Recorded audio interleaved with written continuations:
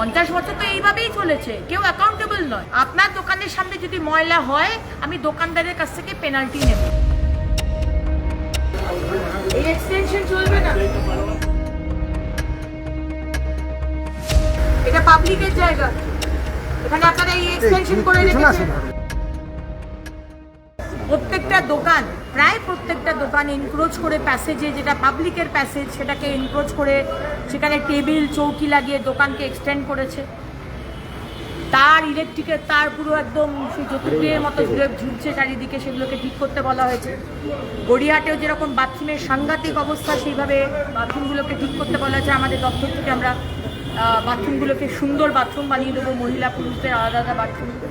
একটা জায়গা যেটা বাজারের মধ্যেই সমস্ত মাছের জিনিস, মাছ ওই থার্মোকলের বক্স টক্স এসব করে একদম জঞ্জাল করে রেখেছে, ওই জায়গাটাকে ক্লিয়ার করে বলেছি পার্কিং করতে। বাজারের মধ্যে কোনো সাইকেল মোটরসাইকেল ঢুকবে না, তো এক সাইডটা পার্কিং আর এক সাইডটা কোল্ড স্টোরেজ। মাছ চিকেন যারা বিক্রি করছেন বড় বড় থার্মোকলের ব্যাগে তারা ওইগুলো রেখে যান বক্সের মধ্যে, সেটা আর রাখতে হবে না, আমরা কোল্ড স্টোরেজ করে দিচ্ছি বাজারের মধ্যেই, সেখানে তারা রাখতে পারবে। সো এই বিষয়গুলো আমরা দেখলাম। ড্রেনেজ সিস্টেমটা দেখে নিতে হবে। নালি যে বললো ওই ডিমওয়ালা যে জল জমে, সেটা জল জমে হ্যাঁ, তো সিভেজ নালি ঠিক হচ্ছে না, তাই জন্যই আজকে জল জমছে। তো পুরো বিষয়টা জায়গায় জায়গায় অ্যাডভার্টাইজমেন্ট হোর্ডিং লাগিয়ে দিয়েছে, কিন্তু তার কোনো পয়সা ডিপার্টমেন্টে আসছে না, সরকারেও আসছে না। এভাবে তো চলতে পারে না। এই সমস্ত হোর্ডিংগুলো যত হোর্ডিং আছে প্রত্যেকটা খুলে দেবে, ঠিক আছে? মার্কেটের ভিতরে, মার্কেটের বাইরে আমাদের টেন্ডার হবে, সেই হিসেবে হবে।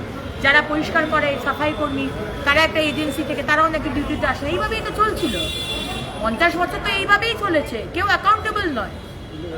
আমরা মাইনে, আমাদের টাকাতে সরকার চলছে, কিন্তু সেই সরকার অ্যাকাউন্টেবল নয়। কেউ পরিষ্কারও করতে আসে না, কেউ বাথরুমও পরিষ্কার করে না, কেউ বাজারও পরিষ্কার করে না, এনক্রোচ হয়ে যাচ্ছে, কেউ বলেও না।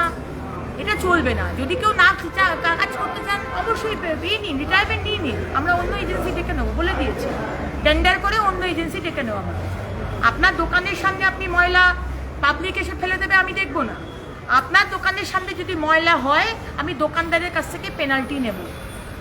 আপনার দোকানটাকে সুন্দর করে সাজাচ্ছেন আর প্যাসেজটাকে কপি, বাঁধাকপি, ফল এসব কাগজ থাকবে, এটা তো চলতে পারে না।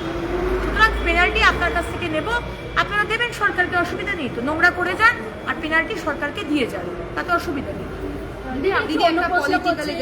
সব্যসাচী ঘনিষ্ঠ তৃণমূল নেত্রীর বাড়ি থেকে 3.5 কেজি সোনা উদ্ধার হয়েছে সারা রাত পুলিশের তল্লাশিতে। 51 কোটি টাকা কারুর গার্লফ্রেন্ডের বাড়ির খাটের তলা থেকে পাওয়া যাচ্ছে, কয়েক কেজি সোনা কারুর নেতার বাড়ি থেকে পাওয়া যাচ্ছে। প্রপার্টি, টাকা, সোনা, দানা, এই না হলে তৃণমূল কী করে হয়? এবং সব্যসাচী বাবু, তার আগে তাকে অ্যারেস্ট করা হয়েছে বিভিন্ন কারণে, তার ঘনিষ্ঠ বাড়ি থেকে পাওয়া যাবে, এটাই তো তৃণমূল।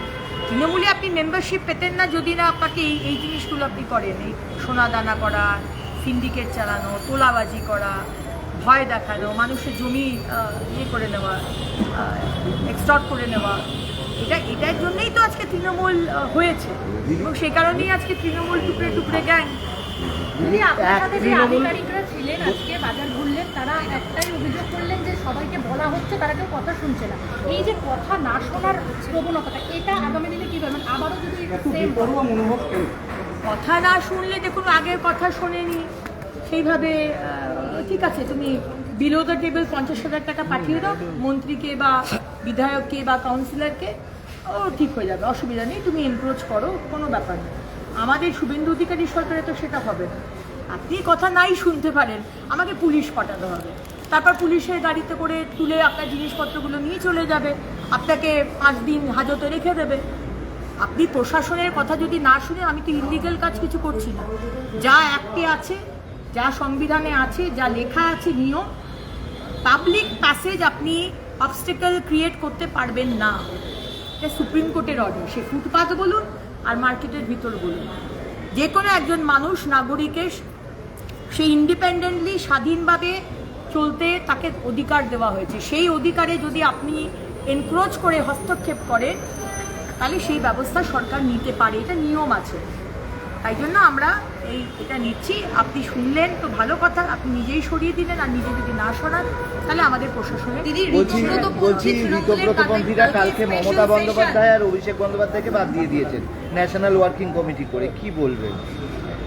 দেখুন, আজকে যে দলের কোনো অস্তিত্বই নেই, সেই দলের বিষয়ে সময় নষ্ট করে কথা বলা কি দরকার? কিন্তু এটা একটা ডেফিনেটলি, আমি MBA করেছি, এখানে আমাদের কেস স্টাডি দেওয়া হতো, এটা একটা খুব ভালো কেস স্টাডি। কিন্তু মানে ভবিষ্যতেও আমার মনে হয় পলিটিক্যাল সায়েন্স বা এই ধরনের যারা পড়াশুনো করবে, একটা দল যে 15 বছর ধরে এত হম্বিতম্বি, গাড়ির বনেটে জিপের মাথায় উঠে পকেটে হাত দিয়ে এত ডিজে বাজাবো, এই বাজাবো, সেই বাজাবো, দাঁত ভেঙে দেবো, মুখ ছিঁড়ে দেবো, চুল ছিঁড়ে দেবো, তারপরে মোড়ে মোড়ে উন্নয়ন যেভাবে কাজ করে গেছে, তারপরেও যে এই বিশাল ম্যান্ডেট বাংলার মানুষকে দিতে হলো, আর তারপরে সেই দলটার কোনো এক্সিস্টেন্সই থাকলো না, 1 মাসও গেল না।